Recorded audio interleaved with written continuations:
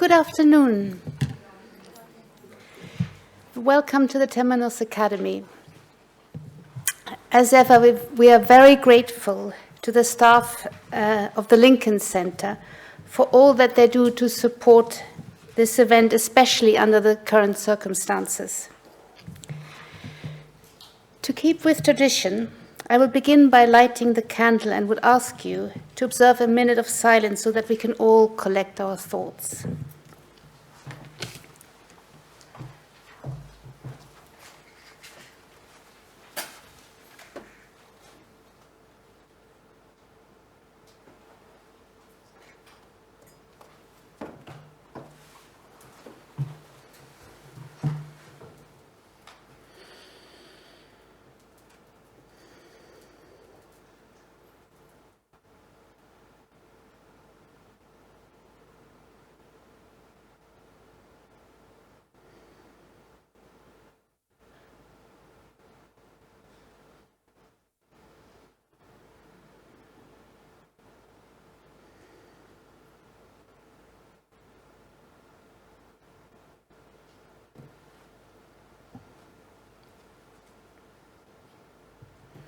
Thank you. Our speaker this afternoon is Julia Cleave. Julia has been closely associated with the Temenos Academy for many years. She joined the Temenos Academic Board in 2007, was appointed Fellow of the Temenos Academy in 2018, and has been a member of the Council since 2019. Julia is an independent scholar of both literature and art history. Her scholarship covers a wide range of what Kathleen Raine called the learning of the imagination. Her interests extend from the worlds of Shakespeare, whom she has taught all over the world, to Pythagorean, Hermetic, and mystery traditions, to alchemy, the history of astrology, and to Renaissance Neoplatonism, as reflected, for example, in her study FICINO'S approach to astrology. The breadth of Julia's scholarship can also be ascertained from the titles of the many lectures she has given to Temenos over the years.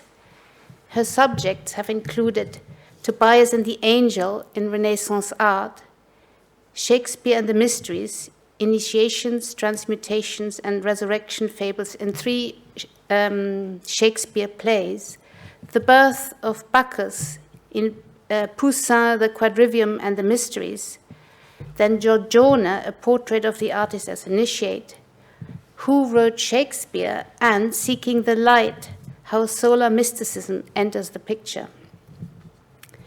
Recently, Julia contributed to the Academy's series of online papers with her study, The Nobleness of Life is to Do Thus, an alchemical reading of Shakespeare's Antony and Cleopatra, which is available for download on the Temenos website.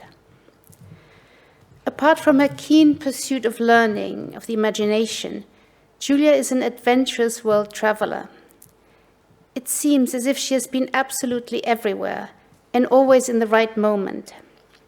I've often thought that landscapes and spectacles lie in waiting for Julia, so that she may bear witness, because she has the eye for beauty and the strength to endure it. Those who know Julia will perhaps recognize what I'm talking about when I say that she has the gift of listening with presence and care. She will spot a half-born idea, catch it, before returning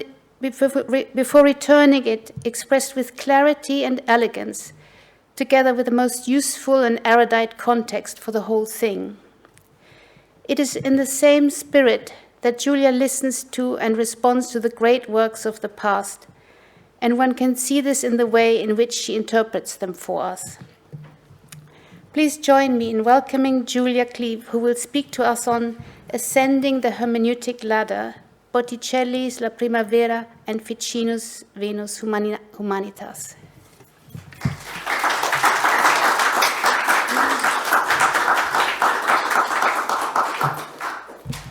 Thank you, Stella, for that most kind introduction.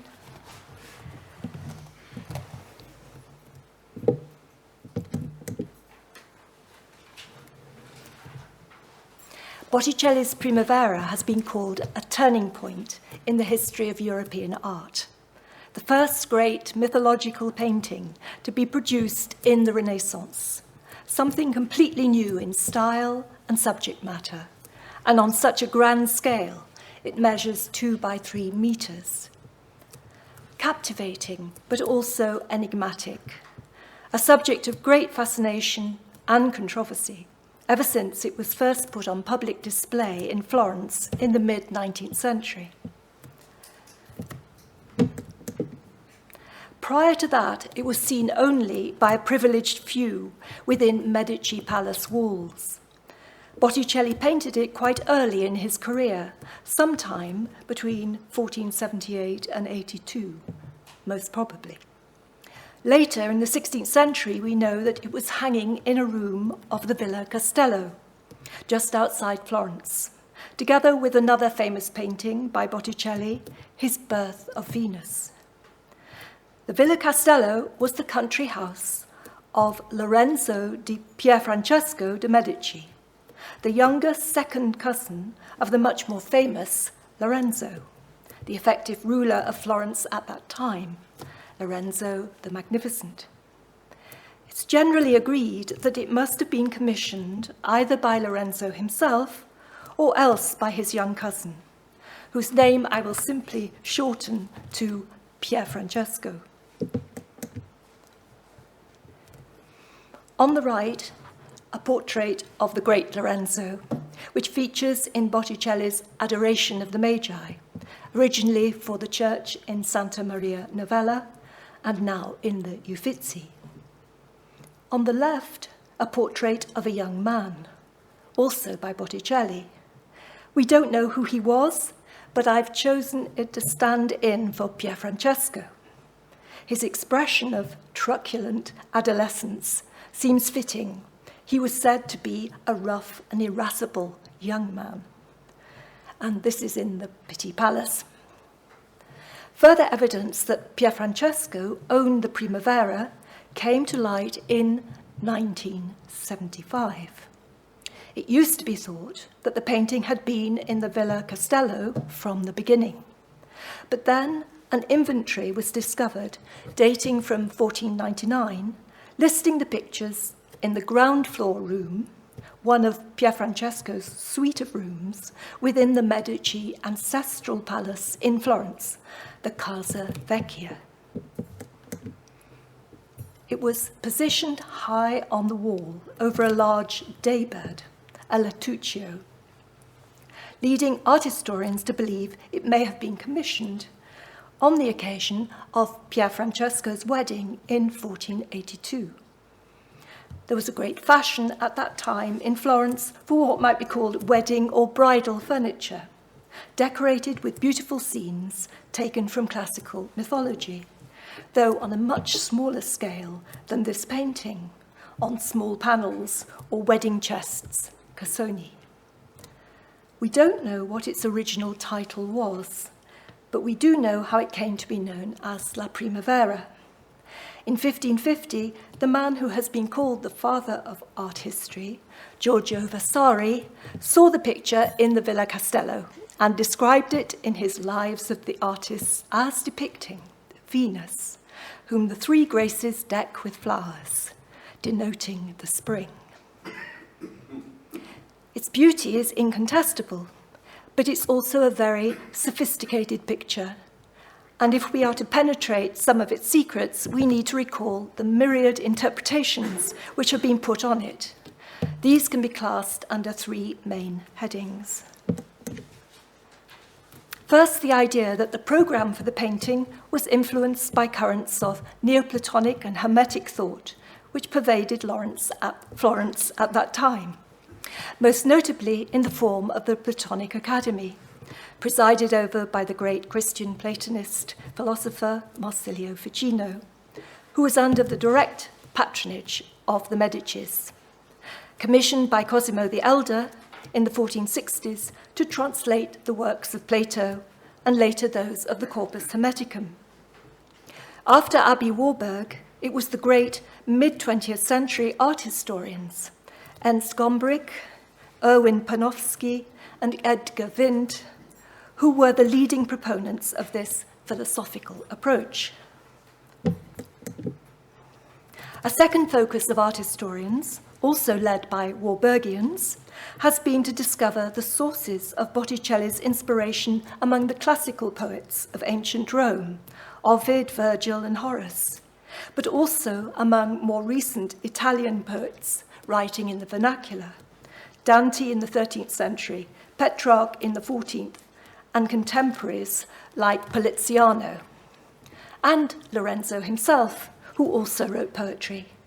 They were exponents of the dolce stil nuovo, the style associated with courtly love, with chivalric romance, with ideals of feminine beauty which may, like Beatrice, lead to divine love. The Primavera does indeed seem imbued with the lyrical qualities of a great poem. The streets and piazzas of Quattrocento Florence were places of elaborate public display, a form of street theatre, with regular processions, carnivals, pageants, and jousts, inspired by classical mythology and medieval romance. Processions in honour of the spring were especially popular. This carnival banner was designed by Andrea Verrocchio and Leonardo da Vinci for the famous joust held in honour of Lorenzo's younger brother, Giuliano, in 1475. It shows a sleeping nymph with flowers gathered in her skirt and Cupid taking an arrow from his quiver. This joust was celebrated in a famous poem by Poliziano, in which he turns real events and real personalities into high romance. At that time, all of Florence, including Giuliano, was said to be in love with a beautiful young woman who was to die tragically a year later, La Bella Simonetta, Simonetta Vespucci. We don't have an official portrait of her, but there has been much speculation that the image of Flora in the Primavera was inspired by her. We know that Botticelli was so devoted to her that he asked to be buried at her feet. 34 years after her death, he was indeed buried beside her in his local church of Ognissanti. Lorenzo de' Medici also had a celebrated mistress, a more mature lady, Lucrezia Donati. Might she have inspired the more matronly portrait of Venus? In the absence of a documented programme for the painting, we are obliged to speculate. All these approaches, whether philosophical, literary, or socio-historical, provide, or may provide, a valid context for our picture. But what is striking, if dispiriting, is that over the past 30 years, ways of viewing the picture, and the Renaissance in general, have tended to become more and more secular, materialist, and earthbound. The Primavera has become, I quote, a touristic high point. It doesn't really matter what it means. Even among academics, the great flowering of art, synonymous with the Italian Renaissance, tends now to be viewed primarily as a statement of worldly wealth and political power play, a world of conspicuous consumption. The Primavera is classed under the heading of secular art for private palaces. Certain historians now challenge the idea that Ficino's Platonic Academy ever really existed. Harvard scholar James Hankins has called it a myth, a thing quite different and much less important than has generally been thought. Ficino's philosophy is attacked as being far too dry and obscure to have inspired a picture about the spring. I quote verbatim the words of a former director of the Warburg, who described Ficino's works as very technical, learned, and opaque. I don't think Ficino had big thoughts about the spring. The idea that the painting was probably commissioned to celebrate a wedding has led to it being viewed as decor for a bridal suite, or as an instruction manual. Someone has even glossed it as Botticelli's Primavera, a lesson for the bride. And there is competition to identify these mythological figures with real people, a who's who of Florentine celebrities, like a feature in a popular magazine. Mercury has been taken as a stand-in for Giuliano de' Medici, in love with Simonetta, represented by Flora, or alternatively as Pierfrancesco, falling in love with his young bride Semiramide, Appiano, represented by one of the three Graces, or even Lorenzo himself, in love with his muse Lucrezia Donati as Venus. To hold out against these reductive approaches, in which there is little or no talk of soul, we need to look elsewhere for inspiration. If we are to engage with the picture imaginatively and soulfully, to climb up the ladder of the scale of interpretation, then Dante, himself a Florentine, has provided a ladder. Writing 2 centuries before the Primavera, out of a medieval tradition of exegesis, interpreting the Bible, he famously stated that there were 4 levels of interpretation, 4 ways of reading his great poem, The Divine Comedy. This is a form of hermeneutics, a term first coined by Aristotle, meaning the art of interpretation. But interestingly, its form in Greek, hermeneia, is echoed in the name Hermes, the messenger and mediator between gods and humanity, who acts both as a guide to human souls and a teacher of esoteric knowledge. At its highest level, hermeneutics is about decoding secret wisdom. To reach this level, we need to progress up the scale, from the literal and allegorical to the moral and mystical or anagogical. At its most basic level, as described in the inventory of 1499, this is, quote, a picture on which is painted 9 figures of women and men, set in a white frame over a lettuccio. Advancing into allegory, we may identify these 9 figures in the light of classical mythology. We know instinctively from the play of movement, rhythm, and gesture that we are intended to read the painting from right to left. Starting with Zephyrus, personification of the west wind, heralding the onset of the season of spring in a rather brusque way, swooping down on the earth nymph Chloris in her come-hither diaphanous gown. Flora, goddess of the spring, is in a ravishing flower-sprinkled gown, garlands in her hair, round her neck, and holding roses in her lap.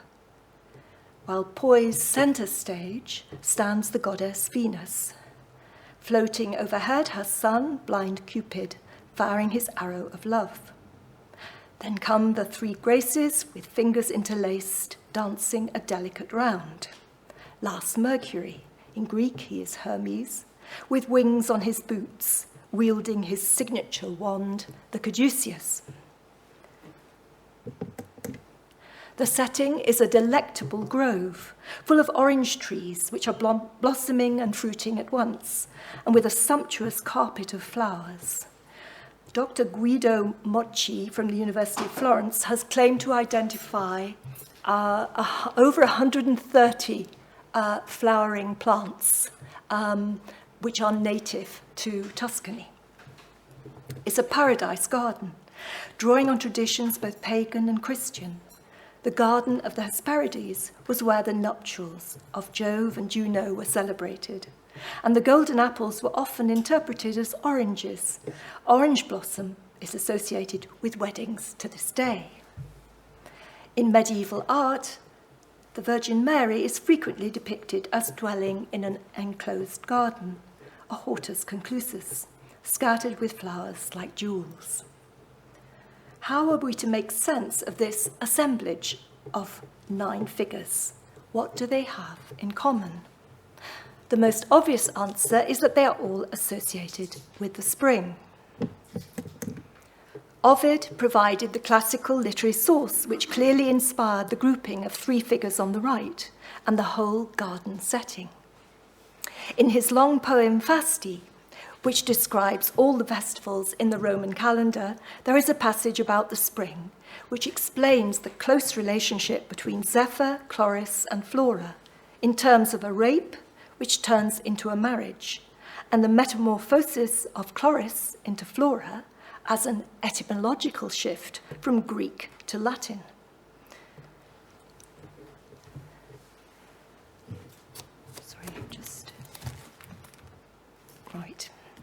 The goddess answered my question thus, and while she spoke, her lips breathed vernal roses. I, who am now called Flora, was formerly called Chloris. A Greek letter of my name is corrupted in the Latin speech. Chloris I was, a nymph of the happy field, where, as you have heard, dwell the fortunate men of old. Modesty shrinks from describing my figure, but it procured the hand of a god for my mother's daughter, in other words, myself. Ovid turns a rape into a rapture. Zephyrus's lust for the earth nymph turns into a loving marriage. It was spring, and I was roaming. Zephyr caught sight of me. I retired, he pursued, and I fled. But he was stronger. However, he made amends for his violence by giving me the name of bride, and in my marriage bed I have naught to complain of. I enjoy perpetual spring in the fields that are my dower. I have a fruitful garden. This garden my husband filled with noble flowers and said, "Goddess, be queen of flowers." Oft did I wish to count the colours in the beds, but could not. The number was past counting. So this is the miracle of spring. Greenness, chloris means green, turning to rainbow colours. Of course, the name chloris, meaning green, and C in Greek becomes F in Latin. Botticelli has made a subtle reference to this miracle of transformation by planting an iris at the feet of Chloris, Iris being goddess of the rainbow. If Flora is queen of flowers, then Venus, as goddess of love, is queen of the whole season of spring, presiding over all the generative processes in nature. Quoting from Lucretius on the nature of things, "On comes spring and Venus winged harbinger, with Zephyr and Mother Flora a pace behind him, strewing the whole path in front with brilliant colours." Interpreting the motif of the three graces is a more complex theme, since classical authors give different names and different roles to them. Seneca draws a moral lesson from them in his essay on benefits. A better word might be blessings or gifts. Why the graces are three in number, and why they are sisters, why they have their hands interlocked, and why they are smiling and youthful and virginal, and are clad in loose and transparent garb. He explains all this in terms of the beauty of a continuous process of giving, receiving, and returning of gifts, the generosity of this process being reflected in their free-flowing garments. We could say that Botticelli manages brilliantly to suggest this continuous process of giving, receiving, and returning. The central grace is giving to the grace on the left. She is receiving and passing on to the grace on the right, who is returning the blessing through her left hand to the central grace. Ficino traces the circling of divine love through the three phases of beauty. Beauty issues from God as a kind of beacon, he says. Amor enters into the world, which it moves to rapture. And voluptas, or pleasure, enters into the world, which it moves to rapture. I'll repeat that. Amor enters into the world, which it moves to rapture, and voluptas returns to its maker in a state of joy. Amor starts in beauty and ends in joy. The converting power of Amor is illustrated by the grace in the centre.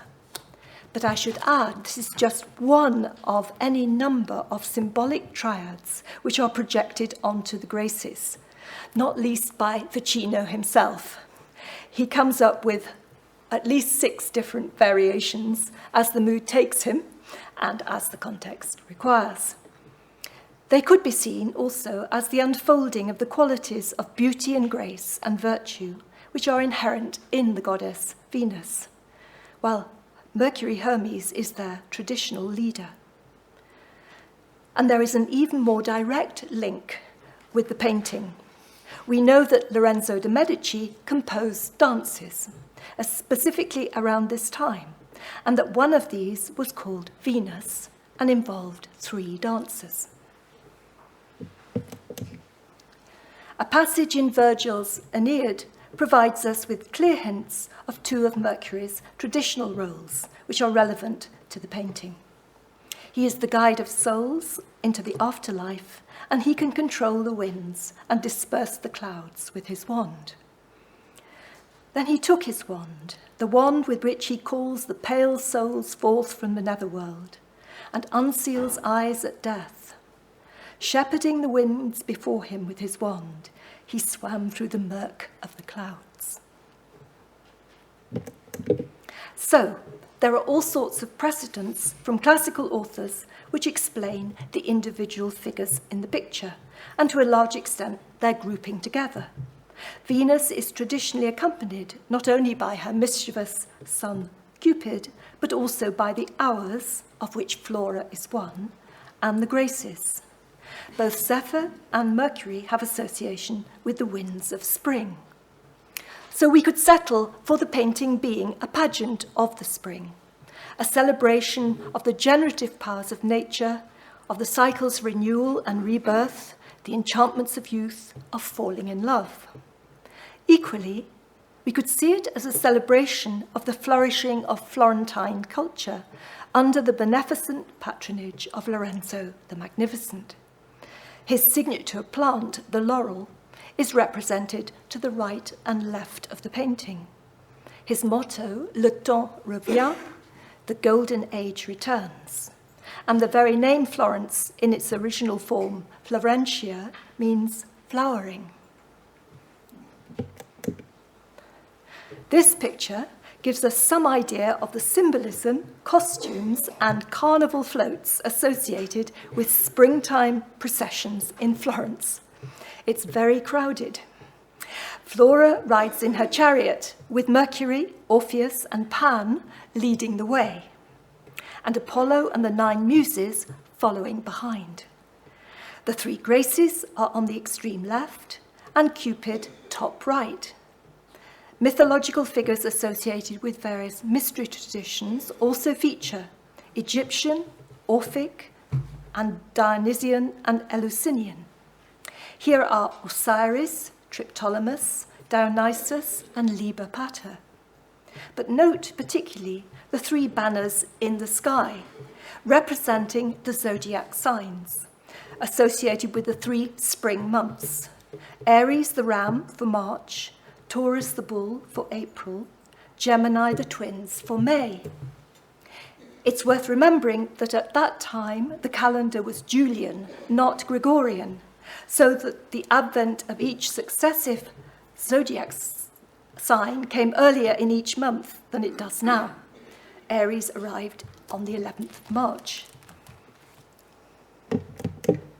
The same triple symbolism is to be found in this image of the spring, in which Mercury again leads the procession, which features Flora in her chariot, accompanied by Orpheus. Here again are the signs for Aries, Taurus, and Gemini.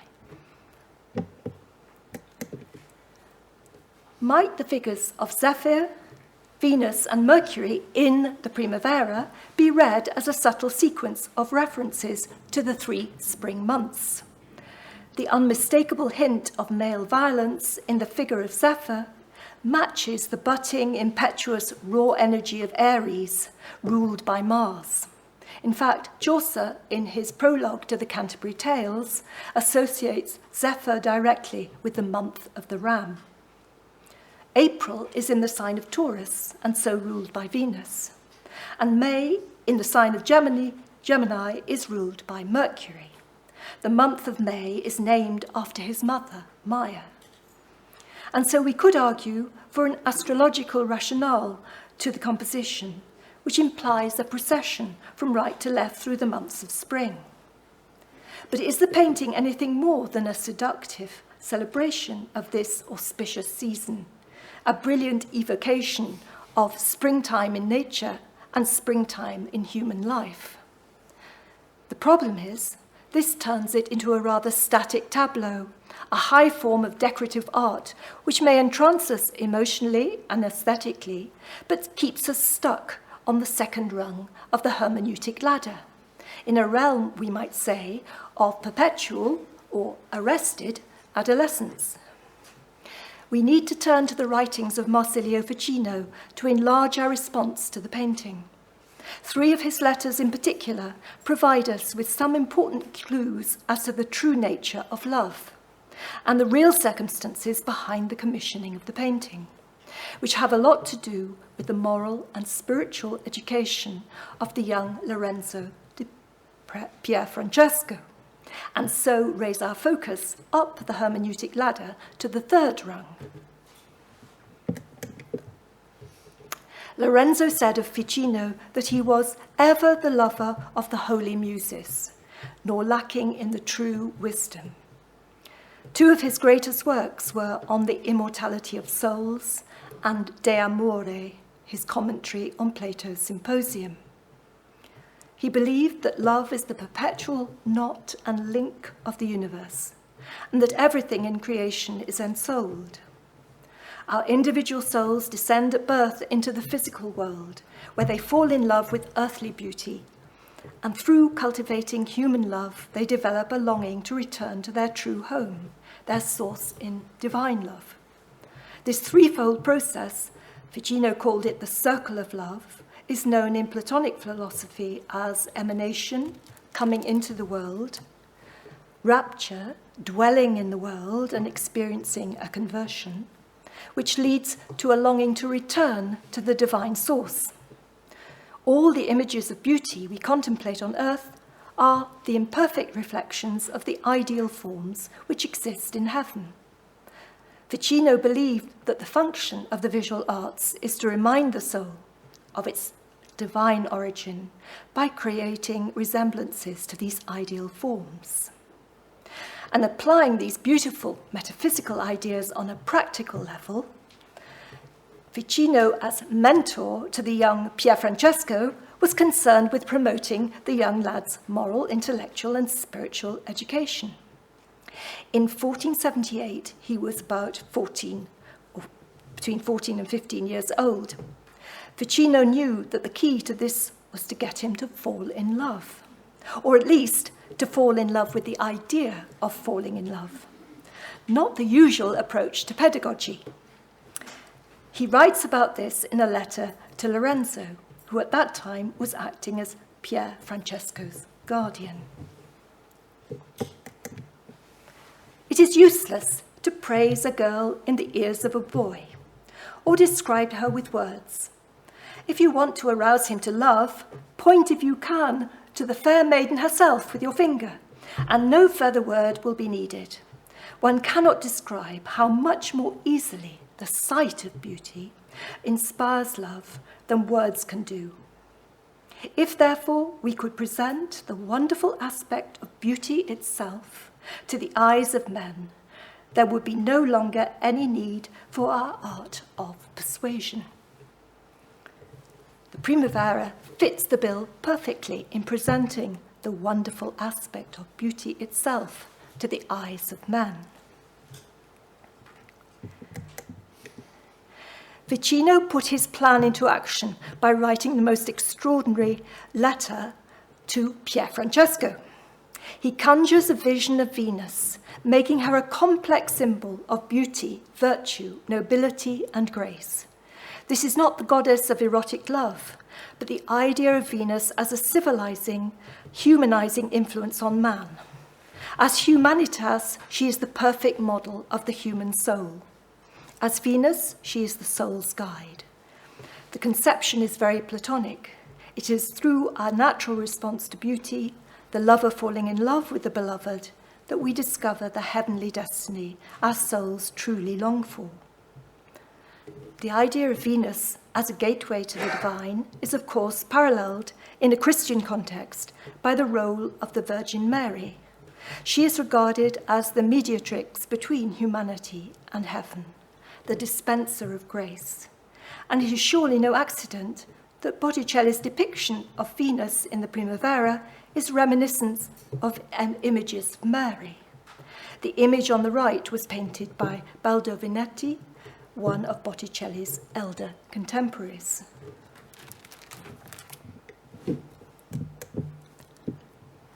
And here is how the letter begins, or how Ficino presents Venus Humanitas. Humanity herself is a nymph of excellent comeliness, born of heaven. Her soul and mind are love and charity. Her eyes, dignity and magnanimity. Her hands, liberality and magnificence. Her feet, comeliness and modesty. The whole, then, temperance and honesty, charm and splendor. Oh, what exquisite beauty.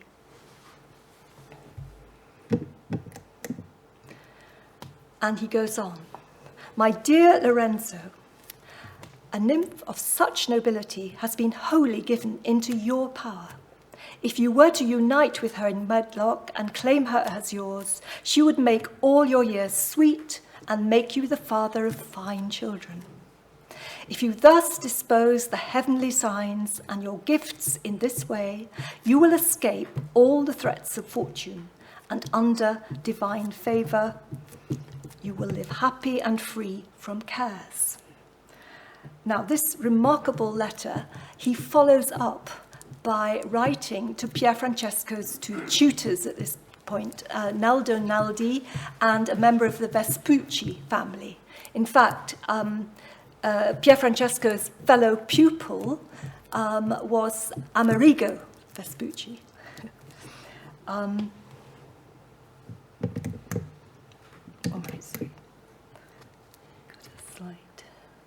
Slight lacuna here. Yes. In terms of the painting, we might say that the young man, in desiring erotic union with Flora, a human bride, has the possibility of discovering his heavenly destiny through Venus. And the background to this letter, at the beginning, there is a sort of lyrical version of a horoscope that Ficino offers the young man, suggesting that in the 9th house he has the planets of Mercury and Venus together with the Sun.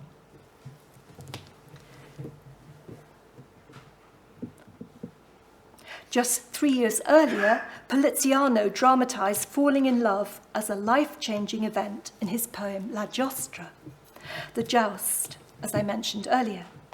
Giuliano, out hunting, comes across a nymph in a grove.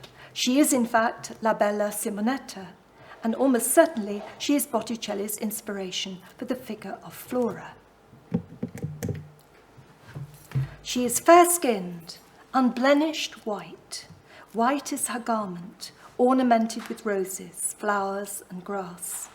Her face, sweetly painted with privet and roses, is filled with heavenly joy. Giuliano is immediately entranced. Whatever you are, a sovereign virgin, nymph, or goddess, but certainly you seem a goddess to me.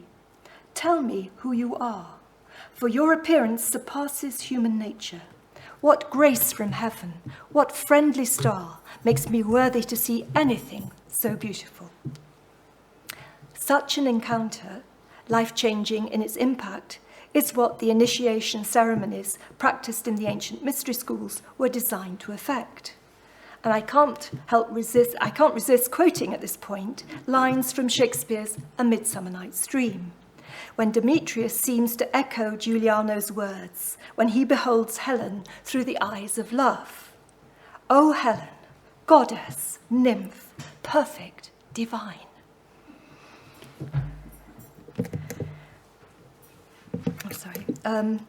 It is an archetype we meet again and again in myth and story. A human has an amorous and transformative encounter with a goddess.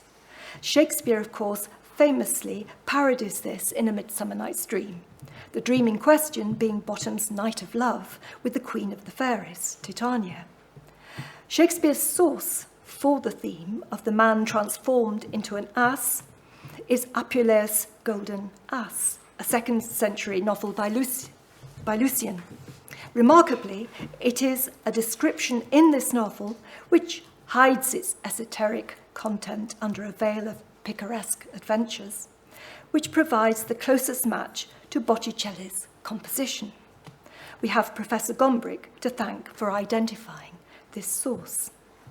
At the end of Book 10, Lucius has reached a low point in his fortunes, but he is consoled by the onset of spring, which brings with it the sweet, spicy smell of roses, which Lucius has been promised will transform him back from an ass to a human being. He witnesses a pageant in which a sequence of mythological figures act out the judgment of Paris. Here are the parallels with the Primavera. Spring had started. The roses came forth. A handsome boy, the caduceus indicated that he was Mercury. Venus, smiling sweetly, stands right in the middle of the stage. Cupids had little winglets and arrows. Inrush of young and fair unwed maidens, graces and horai, scattering flowers, moving in a dance of most expert design. Her silken shift blown aside lovingly by a lascivious prying wind. Venus gently swaying her body, slightly inclining her head. Taken collectively, these details are closer than any other suggested source of inspiration for the composition of the Primavera. Every figure in the painting is presented. Only the detail of the silken shift, so lovingly and lasciviously played with by the wind, is transferred from Venus to Chloris. This scene in the Golden Ass comes just before the climactic scene, a scene of initiation in which Lucius encounters the goddess Isis and is finally changed back into human shape. I will suggest that the play of the number 3 in Botticelli's composition is a further clue that here too themes of metamorphosis and initiation are present. This number, which occurs throughout history in rituals and spiritual traditions of all kinds, from the Christian doctrine of the Trinity to the 3 degrees in Freemasonry, Pythagoras called 3 the number of completion. In Neoplatonic thought, God alone is unity, and he governs all else in 3s. In the Primavera, the figures are composed of 3 groups of 3, making a total of 9. There are 3 gods, Venus, Mercury, Eros, 3 graces, 3 nature spirits. These 3 triads correspond to a triple hierarchy of worlds, the natural, the human, and the heavenly. Within humanity, they may stand for the body, the soul, and the spirit. And in terms of Platonic philosophy, they are the triple rhythm of emanation, rapture, and return. The privileged status of the 3 gods is colour-coded. Botticelli highlights them in rich scarlet. They are the hierophants, responsible for moving things along. Venus indicates the direction of travel most subtly, with a tilt of her head rightwards and a gesture of her right hand. Cupid fires his passionate arrow directly at the central grace, prompting her to look longingly towards Mercury, who points upward to heaven, dispelling the veil of clouds. Everything about Mercury signals upwardness.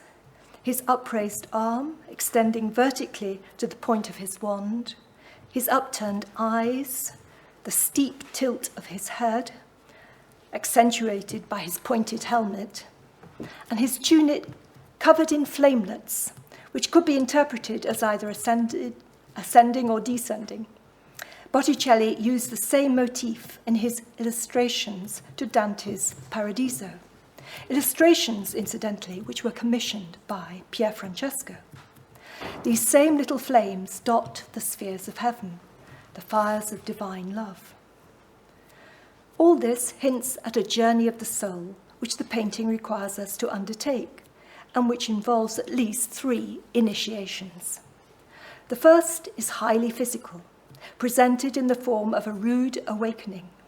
Zephyr's rape of Chloris, symbolic of the shock the soul experiences when it descends into the material world, simultaneously both a physical birth and a spiritual death. The second is wrought by Venus and Cupid, working in concert. The 3 graces represent the cultivated unfolding of refined love, a purification of the soul which makes it responsive to divine influence. It is the central grace, the most refined, who is to receive Cupid's arrow. The third initiation is indicated by Hermes Mercury in his role as psychopomp, conducting souls over the threshold of death to reascend through the heavenly spheres above. In each case, the challenge for the initiate involves confronting a clash of opposites and finding a harmonious way of reconciling them.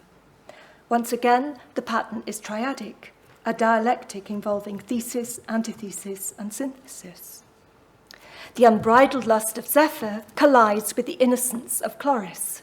The solution is Flora, poised and self-possessed, the young, now happily married bride who has been initiated into the joys of sexual love. There is a dialectic at work also in the dance of the 3 graces. It is the central grace, the one who, for Ficino, at least on some occasions, represents Castitas, the purified soul, who holds the other 2, beauty and voluptas, in balanced counterpoise. And finally, with Mercury, we have the most explicit symbol of this reconciliation of opposites in the form of his caduceus, the twin opposing forces, representing all the dualisms that govern earthly life, here symbolized as 2 winged dragons. These 3 degrees of initiation, tracing a progress across the picture from right to left, have also been interpreted in terms of the notes of the musical scale, from tonic to tonic, from Zephyr to Mercury.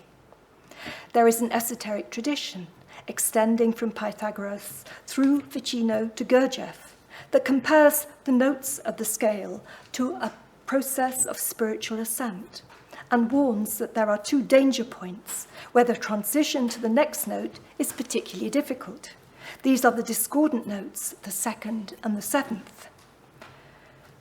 I quote here from the excellent account of La Primavera by Richard Foster and Pamela Tudor Craig in their book, The Secret Life of Paintings. Ficino, in his commentary on the Symposium, uses the harmonic ratios of the musical scale as a metaphor for the soul's return to the ideal, rising from the tonic to the discord of the 2nd, the varying harmonies of the 3rd, 4th, dominant 5th, and 6th, through the discord of the 7th, till it comes to rest in perfect harmony of unison. In terms of our painting, these notes would correspond with Chloris and the left-hand grace. Significantly, these are the only 2 figures out of 9 who are looking, as it were, in the wrong direction, facing backwards.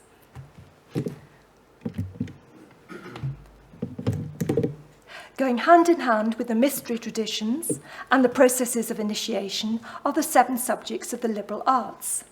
These were not just the traditional subjects taught in the classical academies and the medieval universities. They were also regarded as the 7 steps to wisdom, conferring immortality on the human soul, according to Plotinus. Shakespeare's Magus Prospero is for the liberal arts without a parallel. And in the 2nd degree in Freemasonry, the candidate is required to ascend a staircase of 7 steps, symbolising the 7 liberal arts and sciences, which he is encouraged to master. They consisted of the 3 subjects of the trivium, grammar, rhetoric, and dialectic, and the more advanced 4 subjects of the quadrivium, arithmetic, geometry, music, and astrology. Famously, the entrance to the Platonic Academy in Athens bore the inscription, "Let no one who does not know geometry enter here."